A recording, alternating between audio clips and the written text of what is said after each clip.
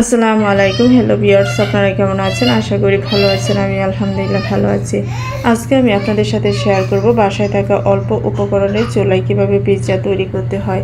বাচ্চারা অনেক সময় পিৎজা খেতে পায় না, তখন কিন্তু এভাবে বানিয়ে দেওয়া যায়। তো পিৎজা তৈরি করার জন্য প্রথমে আমি নিয়ে নিলাম কুসুম গরম পানি।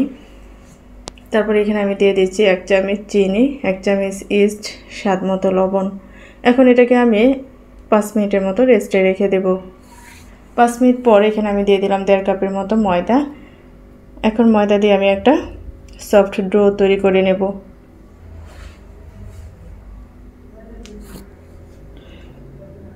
ডো তৈরি করা শেষ হয়ে গেছে। এখন এটাকে আমি ডেকে রেস্টে রেখে দেব। এদিকে আমি পিৎজার জন্য মাংসটা রেডি করে নেব।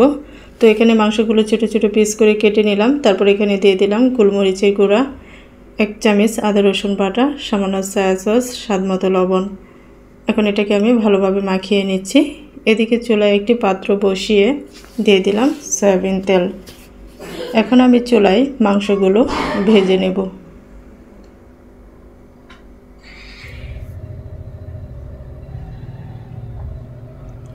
মাংস ভাজা আমার হয়ে গেছে। এখন আমি চুলা থেকে উঠিয়ে নিচ্ছি।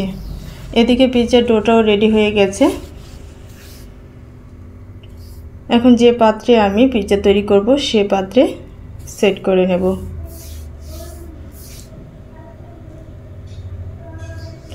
তো এখানে আমি সেট করে নিচ্ছি। তো সেট করা হয়ে গেছে। এখন একটা কাঁটা চামচ দিয়ে আমি ছিদ্র করে দিচ্ছি। ছিদ্র করা হয়ে গেলে এখানে আমি দিয়ে দিচ্ছি টমেটো সস। টমেটো সস দিয়ে পুরোটা আমি ভালোভাবে মাখিয়ে নিচ্ছি। তো মাখানো হয়ে গেছে। এখন এখানে আমি দিয়ে দিচ্ছি মাংসগুলো। মাংস দেওয়া শেষ হয়ে গেলে এখানে আমি দিয়ে দিচ্ছি পাতলা স্লাইস করে কাটা ক্যাপসিকাম, টমেটো, গোল গোল করে কাটা পেঁয়াজ,